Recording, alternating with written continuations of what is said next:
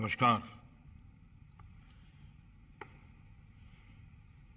केंद्रीय मंत्रिमंडल के मेरे सहयोगी श्री अमित शाह, अलग अलग राज्यों के मुख्यमंत्रीगण, गृह मंत्री जी, राज्यों के पुलिस महानिदेशक, गृह मंत्रालय के वरिष्ठ पदाधिकारीगण, अन्य सभी महानुभाव, देवी और सज्जनों,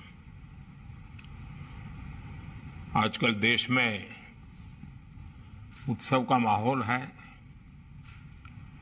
ओणम, ईद, दशहरा, दुर्गा पूजा, दीपावली सहित अनेक उत्सव शांति और सौहार्द के साथ देशवासियों ने मनाए हैं।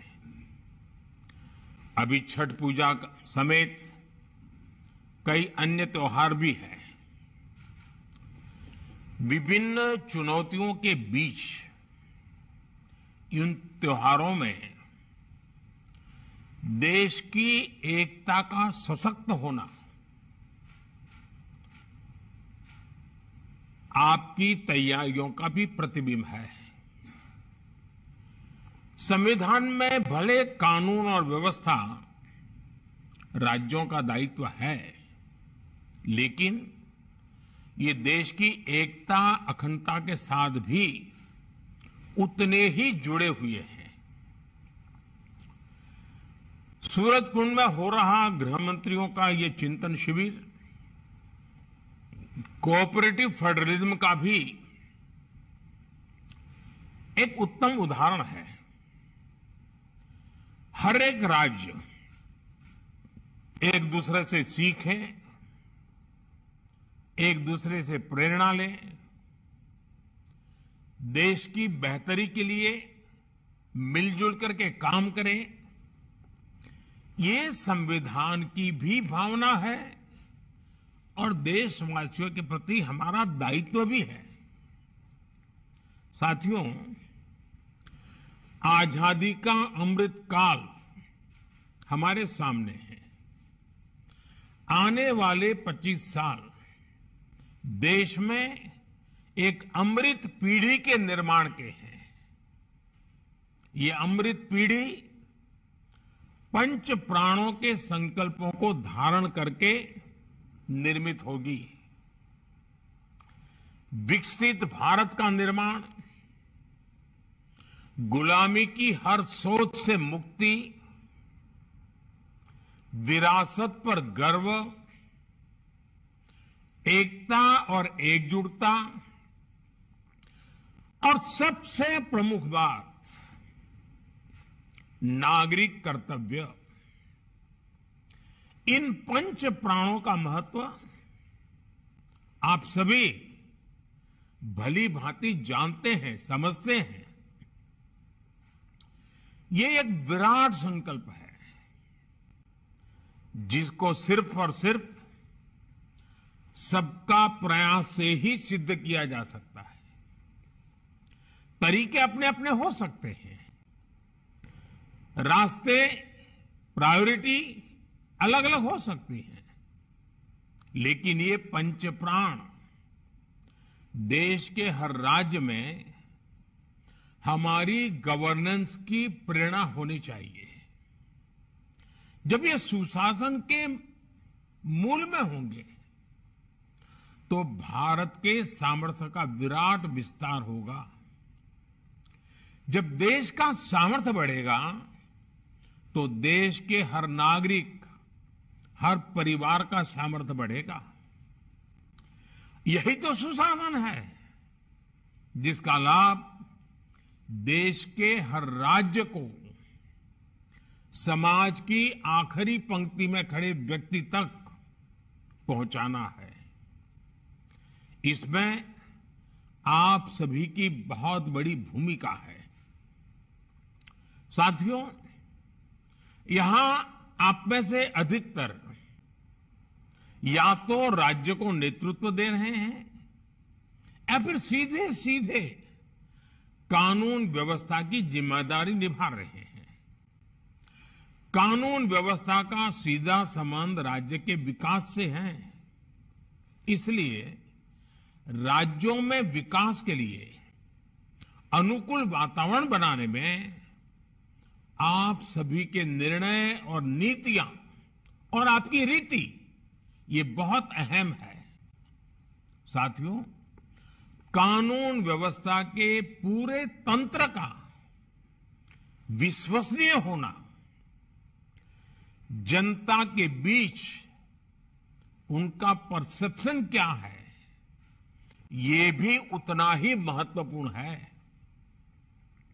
आपने देखा है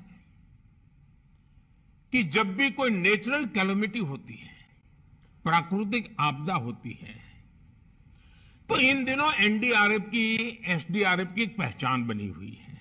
उनका यूनिफॉर्म, उस संकट के समय पहले पहुंच जाना, और इसके कारण देशवासियों के मन में इनके प्रति एक विश्वास बना है कि भाई ये आए हैं, चलिए संभल जाएगा, ये जो कह रहे हैं मानना चाहिए, इनकी बातें अगर स्वीकार करेंगे तो हमारा नुकसान कम होगा।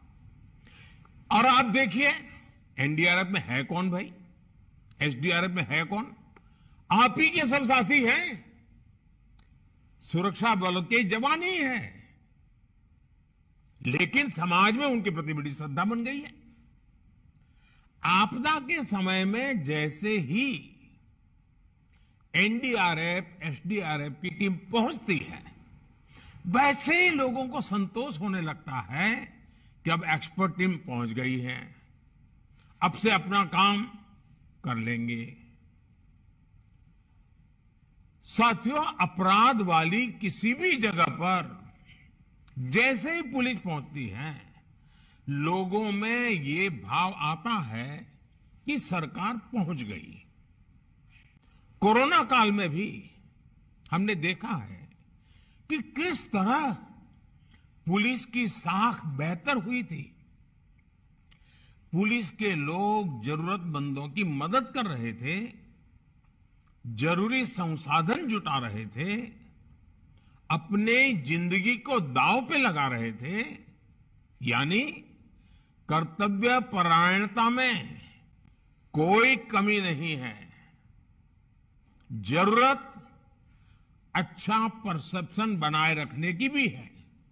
इसके लिए पुलिस बल को प्रेरित करना, उसके लिए प्लान करना, हर छोटी मोटी चीजों पर लगातार मार्गदर्शन करते रहना, कुछ गलत होता है तो रोकना, ये हमारी एक जीवंत प्रक्रिया होनी चाहिए, ऊपर से नीचे तक हर पल होनी चाहिए।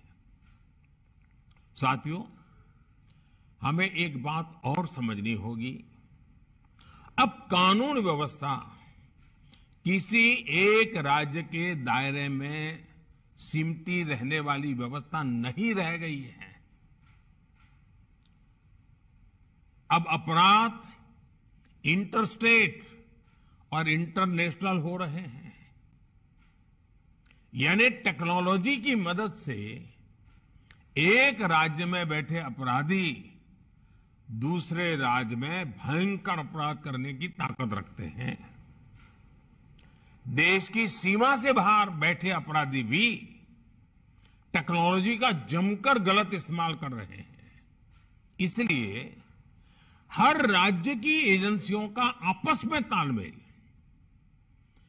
केंद्र और राज्य की एजेंसियों का आपस में तालमेल, ये बहुत जरूरी है।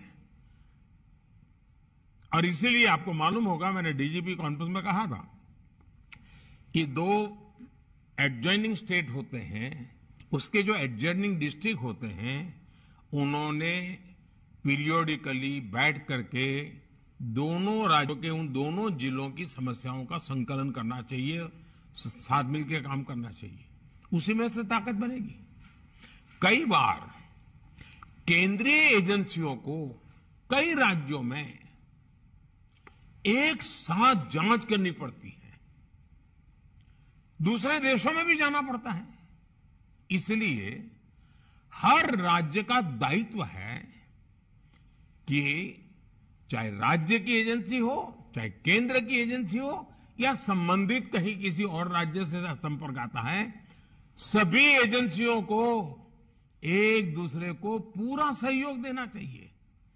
कोई बड़ा है, कोई छोटा है, किसका अधिकार है, उसी में कभी कभी तो हम देखते हैं एक आध एफआईआर रजिस्टर नहीं हुई। क्यों नहीं हुई?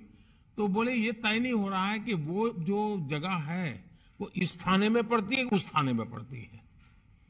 ये जो चीजें हैं वो सिर्फ पुलिस थाने तक नहीं है, राज्यों के बीच भी हो जाती हैं, केंद्र और राज्य के बीच में हो जाती हैं, भारत और विदेश की व्यवस्थाओं के साथ हो जाती है। इसलिए हमारी एफिशिएंसी के लिए, हमारे आउटकम के लिए, सामान्य नागरिक को सुरक्षा देने के लिए हमारे बीच में तालमेल, संकलन, सहयोग बहुत अनिवार्य है।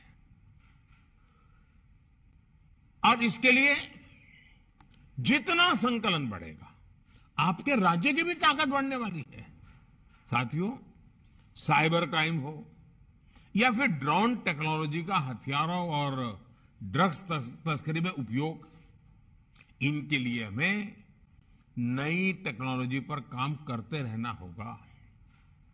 अब देखिए, हम 5G के युग में घुस गए हैं। तेजी से 5G पहुंचने वाला है।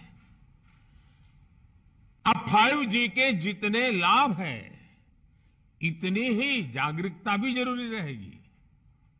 5G से facial recognition technology, automatic number plate recognition technology, drone और सीसीटीवी जैसी टेक्नोलॉजी, परफॉर्मेंस में ये कई गुना सुधार होने वाला है। लेकिन हम जितनी तेजी से आगे बढ़ेंगे, जो क्राइम करने वाला वर्ल्ड है उसका भी ग्लोबलाइजेशन हो चुका है, वो इंटरस्टेट हो चुका है, वो भी टेक्नोलॉजी में फॉरवर्ड हो चुके हैं। मतलब हमें उनसे 10 कदम आगे जाना होगा।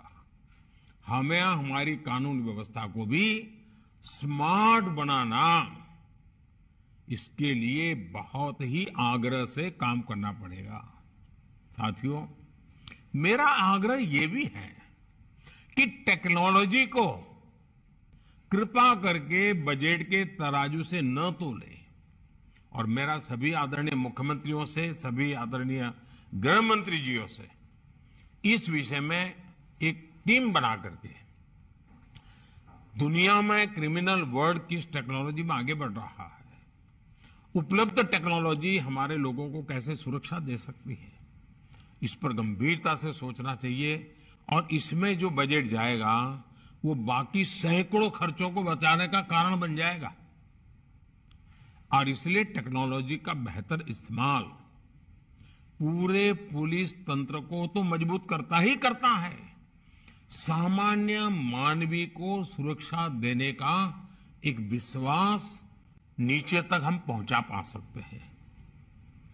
टेक्नोलॉजी क्राइम प्रिवेंशन में भी मदद करती है और क्राइम डिटेक्शन में भी, क्राइम इन्वेस्टिगेशन में भी बहुत काम आती है।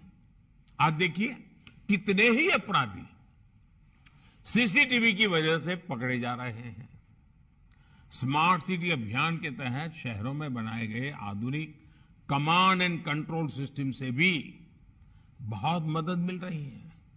साथियों, इस प्रकार की नई टेक्नोलॉजी के विकास के लिए केंद्र सरकार ने पुलिस टेक्नोलॉजी मिशन भी शुरू किया है। अनेक राज्य भी इसमें अपने स्तर पर काम कर रहे हैं। लेकिन यह अनुभव आ रहा है कि हमारे अलग अलग प्रयोग होने के कारण हमारी टेक्नोलॉजी एक दूसरे के साथ बात नहीं करती है और इसलिए हमारी एनर्जी वेस्ट होती है। वो जो भी मटेरियल है वो उस राज्य तक सीमित रहता है। हमें कॉमन प्लेटफॉर्म के विषय में बड़ा मन रख करके सोचना ही पड़ेगा। किसी एक के पास बहुत उत्तम चीज है तो ये मान करके न बैठे कि मेरे पास है, मैं तो किसी को दूंगा नहीं, मैं अपनी ताकत बनाए रखूंगा। एक समय आएगा, कितनी उत्तम टेक्नोलॉजी होगी और लोगों के सहयोग में नहीं होगी तो स्टैंड अलोन निकम्मी हो जाएगी। और इसलिए टेक्नोलॉजी में भारत के संदर्भ में मैं सोच रहा, हमारी सभी best practices, best innovation common link वाले ही होने चाहिए, इंटर ऑपरेबल होने चाहिए, एक दूसरे के साथ लगातार सरलता से बात कर सके, ये व्यवस्थाएं अनिवार्य हैं। साथियों, आज फॉरेंसिक साइंस का महात्म्य बढ़ रहा है और वो सिर्फ पुलिस महकम के तक सीमित नहीं है जी। लीगल फर्टेनिटी को फॉरेंसिक साइंस समझना पड़ेगा, जुडिशरी को फॉरेंसिक साइंस समझना पड़ेगा, इवन हॉस्पिटल को भी फॉरेंसिक साइंस समझना पड़ेगा। इन सबके प्रयत्न से ही फॉरेंसिक साइंस का उपयोग क्राइम और क्रिमिनल को सजा दिलाने में बहुत काम आ सकता है।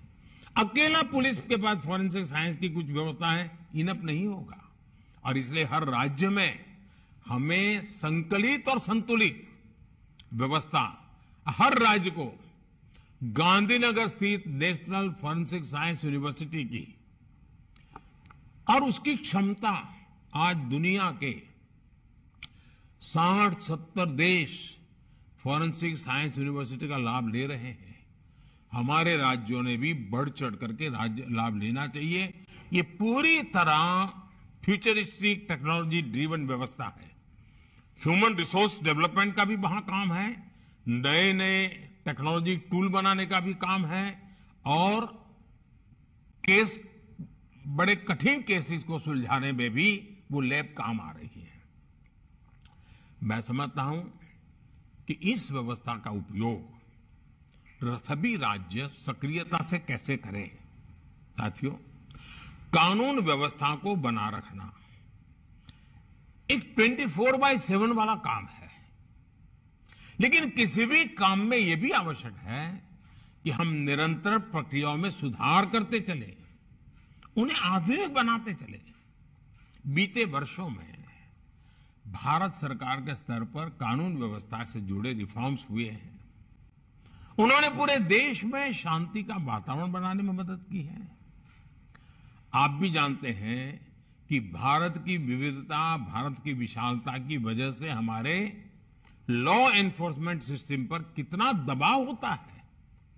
इसलिए बहुत जरूरी है कि हमारा ये सिस्टम सही दिशा में ऊर्जा लगाए, वरना हमने देखा है कि कितने ही अनावश्यक केसों में छोटी छोटी गलतियों की जांच में ही पुलिस डिपार्टमेंट की ऊर्जा चली जाती है। इसलिए हमने व्यापार कारोबार से जुड़े अनेकों प्रावधानों को अब डीक्रिमिनलाइज कर दिया है, उन्हें अपराध की श्रेणी से बाहर निकाल दिया है। 1,500 से ज्यादा पुराने कानूनों को समाप्त करके भविष्य का बहुत बड़ा बोझ कम किया गया है। मैं तो राज्यों से भी आग्रह करता हूं, आप भी अपने यहां कानूनों को इवेल्युएट कीजिए। आजादी के पहले के जितने कानून हैं उनको वर्तमान तारीखों के साथ बदलाव लाइए।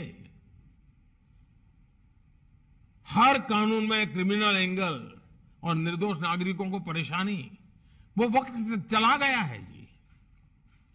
साथियों, सरकार को अब जैसे स्वामित्व योजना, ये स्वामित्व योजना के तहत देश के गांवों में ड्रोन टेक्नोलॉजी के माध्यम से प्रॉपर्टी कार्ड वितरित कर रहे हैं। वो भी जमीन से जुड़े विवादों को कम करेंगे, झगड़े खत्म होंगे गांव के। वरना गांव की समस्या ज्यादातर 1 फुट जमीन इसने ले ली, उसी में से बड़े बड़े झगड़े हो जाते हैं।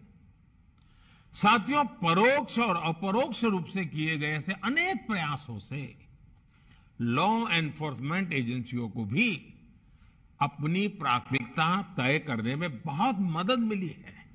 लेकिन हमने जब पूरे कैनवास पर चीजों को रख करके अपनी स्ट्रेटेजी में बदलाव नहीं करेंगे, 20, 30, 50 साल पुरानी पद्धतियों से चलेंगे, तो शायद इन चीजों का फायदा नहीं मिलेगा। बीते वर्षों में केंद्र सरकार द्वारा बनाए गए कानूनों ने भी कानून व्यवस्था को मजबूत किया है। आतंकवाद हो, हवाला नेटवर्क हो, भ्रष्टाचार हो, इस पर आज देश में अभूतपूर्व शक्ति दिखाई जा रही है। लोगों में विश्वास पनपने लगा है। यूएपीए जैसे कानूनों ने आतंकवाद के खिलाफ एक निर्णायक लड़ाई में व्यवस्थाओं को ताकत दी है। यानी एक तरफ हम देश के लॉ एनफोर्समेंट सिस्टम का उसकी क्षमता बढ़ा रहे हैं, तो दूसरी तरफ उन पर अनावश्यक बोझ को भी हटा सके। साथियों, एक और विषय हमारे देश की पुलिस के लिए महत्वपूर्ण है। जैसे आज देश में one nation one ration card की व्यवस्था बनी है, one nation one mobility card की व्यवस्था हो रही है, वन नेशन वन ग्रिड बना है, one nation one sine language बनी है, वैसे ही पुलिस की वर्दी को भी लेकर भी ऐसी कोई अप्रोच अपनाई जा सकती है। क्या हमारे राज्य मिल बैठ करके, इससे बहुत लाभ होंगे। एक तो क्वालिटी मटेरियल प्रोडक्ट होगा, क्योंकि मास स्केल पर होगा। कैप होगी तो करोड़ों में कैप की जरूरत पड़ेगी, बेल्ट चाहिए तो करोड़ों में चाहिएगा। और देश का कोई भी नागरिक कहीं पर भी जाएगा, देखते ही उसको पता चले हाँ ये पुलिस वाला है। अब जैसे पोस्ट ऑफिस का डिब्बा, हिंदुस्तान में कोई पढ़ा लिखा अनपढ़ आदमी को मालूम है ये पोस्ट का डिब्बा है, यहां ना कागज डाला वह पहुंचता है। एक पहचान होती है। हमारे लिए भी आवश्यक है कि हमारे देश के पुलिस बेड़े में हम सोचें, साथ मिलकर के सोचें, कोई किसी पर थोपने की जरूरत नहीं है। एक इवॉल्व करें, आप देखिए बहुत बड़ा लाभ होगा और एक दूसरे की ताकत में इजाफा होगा। One nation one police uniform, हाँ उस राज्य का एक टैग हो सकता है, उस राज्य का एक नंबर हो सकता है, लेकिन पहचान कॉमन बने, इस पर सोचा। मैं एक विचार के रूप में रख रहा हूं, न मैं कहीं आपसे आग्रह भी करता हूं, मैं सिर्फ एक विचार रखता हूं और विचार पे चर्चा कीजिए। कभी ठीक लगे, 5 साल 50 साल 100 साल के बाद भी उपयोगी लगेगा तो जरूर देखिए। उसी प्रकार से अलग अलग प्रकार की पुलिस के नए नए विभाग शुरू हुए हैं, एक्सपर्टाइज आई है। अब हम देखिए, दुनिया में टूरिज्म का बहुत बड़ा मार्केट है। भारत में टूरिज्म की संभावना है बहुत बढ़ रही है। विश्व से बहुत बड़ी मात्रा में टूरिस्टों का भारत में आने का प्रवाह बढ़ना ही बढ़ना है। आज दुनिया में कई देश जो टूरिज्म के क्षेत्र में बहुत आगे हैं, वहां टूरिज्म के लिए काम करने वाली पुलिस बनाई जाती है। उनकी ट्रेनिंग अलग होती है, उनको लैंग्वेजेस भी सिखाई जाती है, उनके बिहेवियर पूरी तरह चेंज होता है।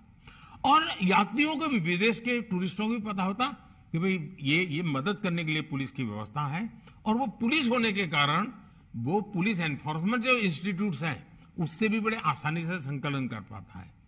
कभी न कभी हमें हमारे देश में इस विधा की एक्सपर्टाइज को डेवलप करना ही पड़ेगा, ताकि भारत में ये जो और टूरिज्म विश्व भर से आने वाला आदमी, एक पूंजी निवेश के लिए आने वाला और टूरिस्ट में आने वाले में बहुत फर्क है। टूरिस्ट तुरंत आपका एम्बेसडर बन जाता है। अच्छी चीज भी वही दुनिया में ले जाएगा, बुरी चीज भी वही दुनिया में ले जाएगा।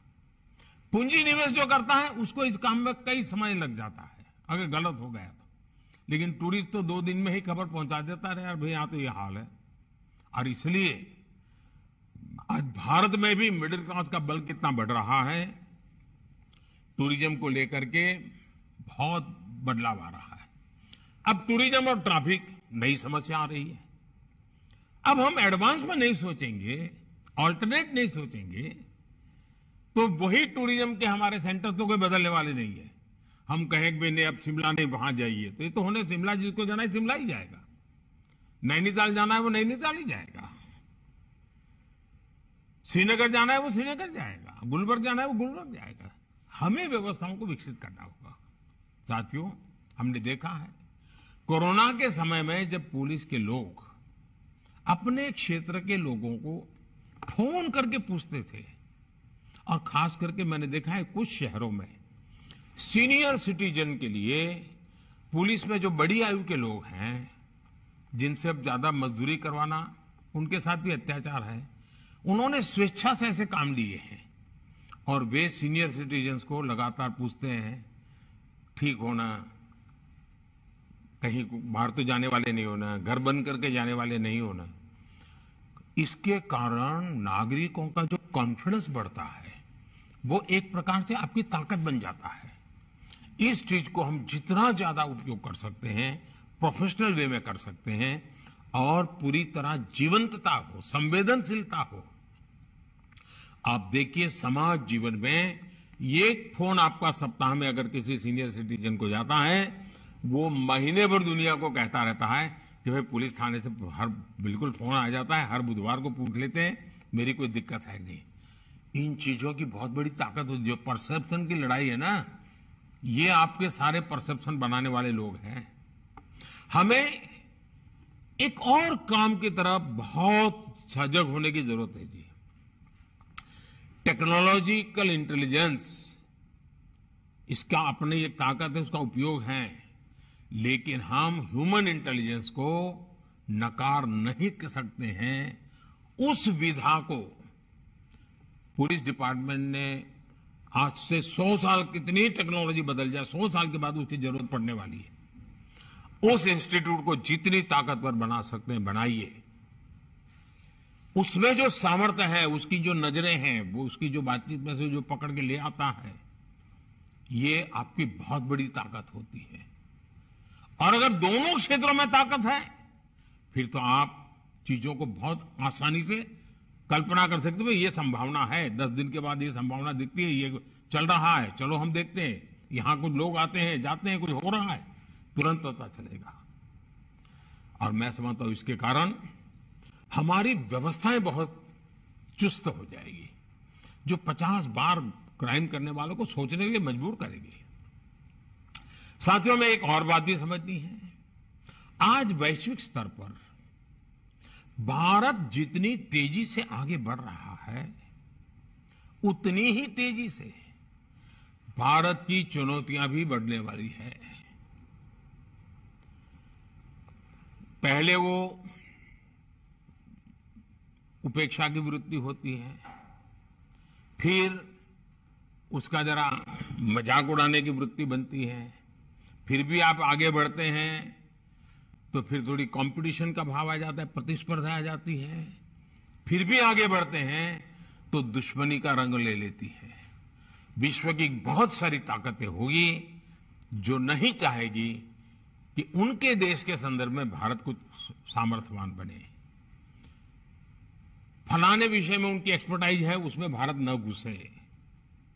फलानी प्रोडक्ट उनकी बपौती है, अगर उसमें भारत प्रोडक्शन में चला गया तो मार्केट भारत कब्जा कर लेगा। भारत बहुत बड़ा बाजार है, भारत खुद बनाने लग जाएगा तो फिर तो हमारा माल कहां जाएगा। कई प्रकार की चुनौतियां आने वाली हैं जी, और वो चुनौतियां दुश्मनी का रूप लेते देर नहीं जाती है। और इसलिए हमें हमारे इन सारे चैलेंजेस को हमें समझना है। और ये सहज है, किसी को हमसे कोई हमारा बुरा करना है नहीं, मनुष्य का स्वभाव है। आपके यहां भी 2 अफसर होंगे तो लगता है कि हाँ यार ये आगे चलकर इसकी क्यों प्रमोशन हो जाएगा, मैं तो रह जाऊंगा, तो फिर उनका 10 साल पहले ही तू शुरू हो जाता है। वैसा हर जगह पे होता है भाई। और इसलिए मैं कहता हूं कि हम थोड़ा दूर का सोच करके हमारे सामर्थ्य को, प्रोटेक्टेड एनवायरनमेंट, प्रॉपर मैसेजिंग, इसके लिए आवश्यक बारीकियों, तो पहले की लॉ एंड ऑर्डर और आज की चुनौतियों में बहुत बड़ा फर्क आने वाला है। पहले का तो बरकरार रखना ही पड़ेगा, नए को लिए भी हमने अपने आप को तैयार करना पड़ेगा। हमें देश के विरोध में जो ताकतें खड़ी हो रही हैं, जिस प्रकार हर चीज का उपयोग किया जा रहा है, सामान्य नागरिक की सुरक्षा के लिए, लॉ अबाइडिंग सिटीज के अधिकारों के लिए, ऐसी किसी भी नकारात्मक शक्तियों के खिलाफ कठोर से कठोर बर्ताव ही हमारी जिम्मेवारी है। कोई उदारता नहीं चल सकती है जी, क्योंकि आखिरकार जो लॉ अबाइडिंग सिटीजन है, जो कानून को मानने वाला व्यक्ति है वो कहां जाएगा भाई? हमारा काम है, और ऐसे 99% सिटीजन वही होते हैं जी, 1% का ही प्रॉब्लम होता है।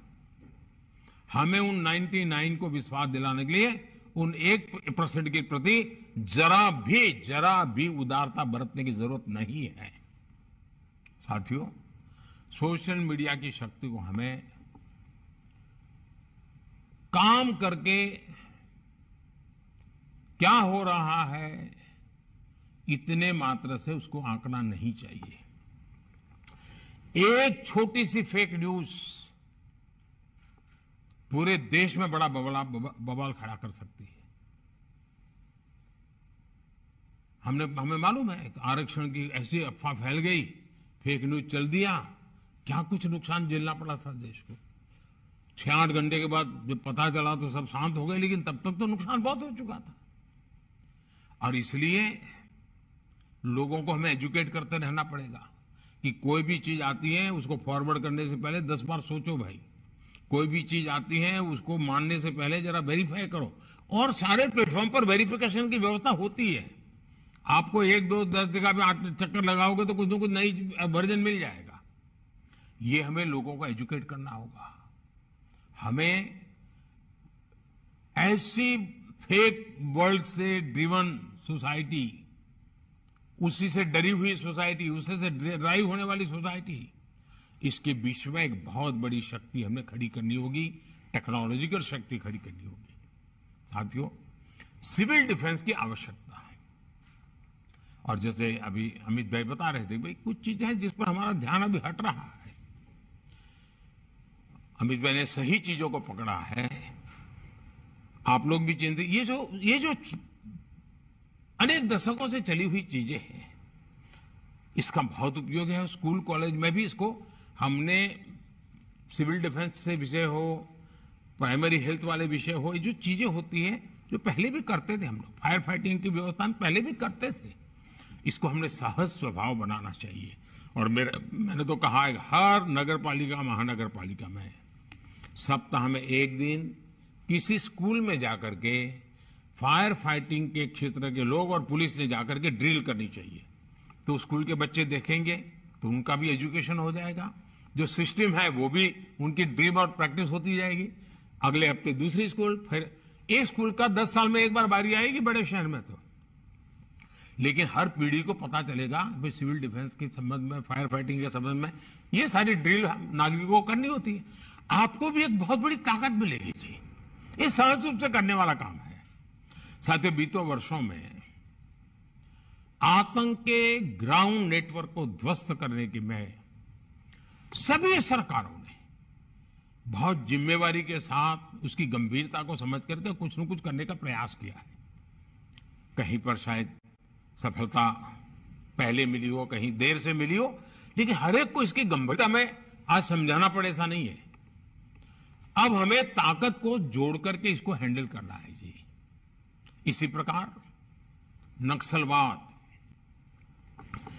नक्सलवाद के हर फॉर्म को हमने पराजित करना पड़ेगा जी। बंदूक वाला भी है और कलम वाला भी नक्सलवाद है। हमें इन सब का काट निकालना पड़ेगा जी। हमारी युवा पीढ़ी को भ्रमित करने के लिए ऐसी बचकाना बातें कर करके चल पड़ते हैं लोग, और इतना नुकसान देश को हो रहा है और आने वाले दिनों में कोई संभाल नहीं पाएगा जी। और इसलिए हमने जैसे नक्सल प्रभावित जिलों पर फोकस किया है, उसी प्रकार से उन्होंने अब अपना इंटेलेक्चुअल दायरा उन जगह पे पहुंचाने का प्रयास किया है जो आने वाली पीढ़ियों में विकृत मानसिकता पैदा कर सकते हैं, एक दूसरे के प्रति द्वेष पैदा कर सकते हैं, इमोशनल चीजों को आउट ऑफ प्रोपोर्शन उछाल करके समाज के अनेक टुकड़ों में खाई पैदा कर सकते हैं, बिखराव पैदा कर सकते हैं। देश की एकता और अखंडता, सरदार वल्लभ भाई पटेल हमारी प्रेरणा हो, हमें ऐसी किसी चीजों को देश में चलने नहीं देना है, लेकिन बुद्धिपूर्वक करना पड़ेगा, समझदारी से करना पड़ेगा। हमारे फोर्सेज में भी ऐसी एक्सपर्टाइज तैयार करनी पड़ेगी।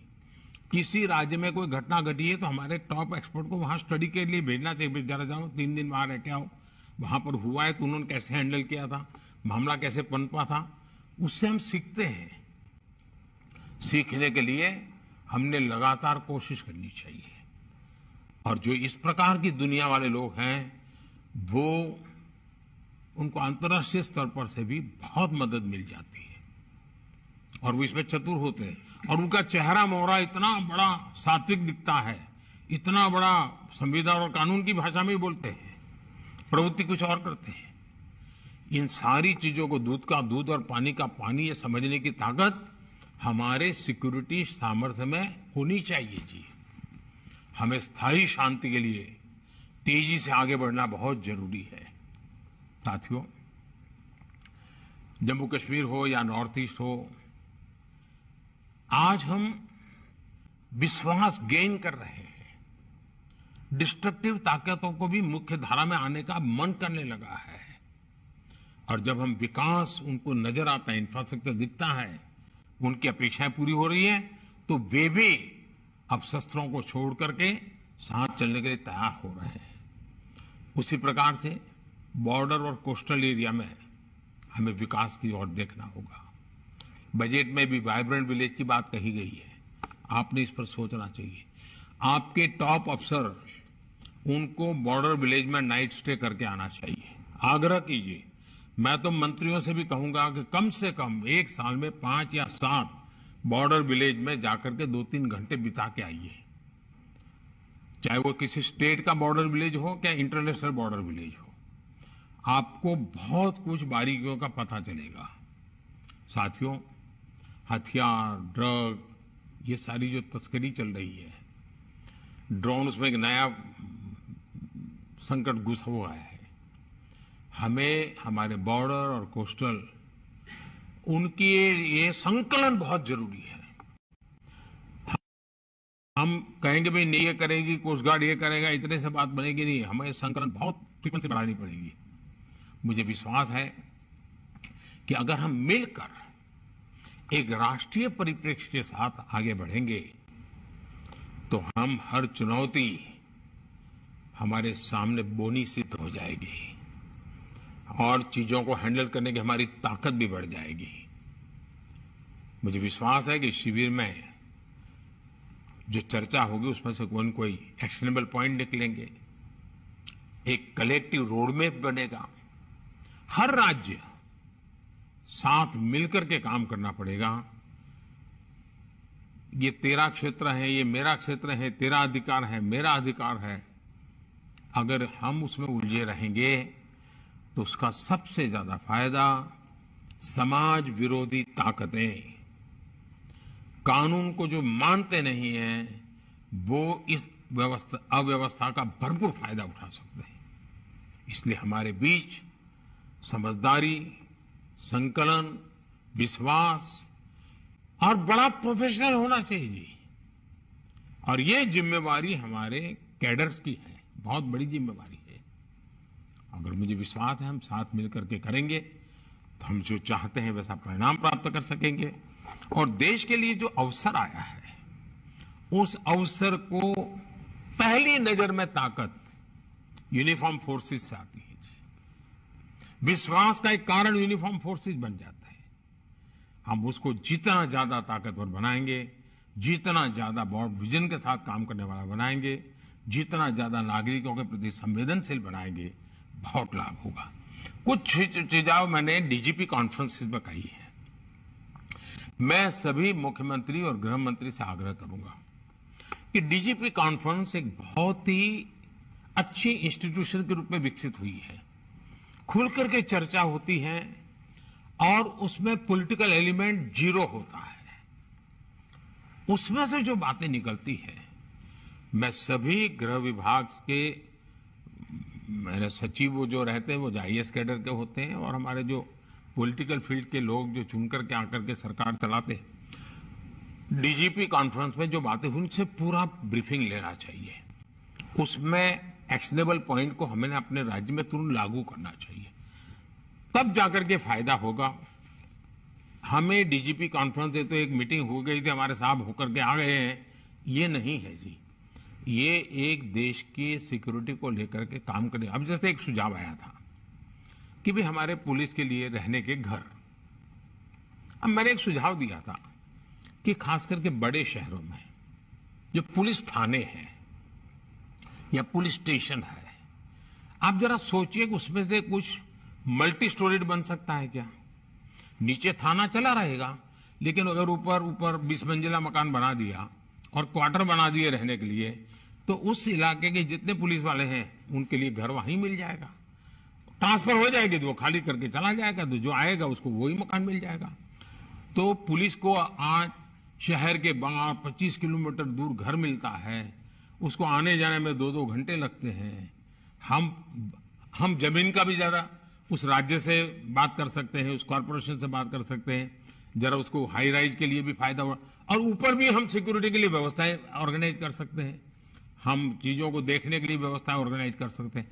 यानी स्टैंड एलोन एक छोटा पुलिस थाना है, उसके बजाय आधुनिक पुलिस थाना भी बन जाएगा और उसी के ऊपर 20-25 मंजिला मकान बनकर के रहने के लिए घरों की व्यवस्था हो जाएगी।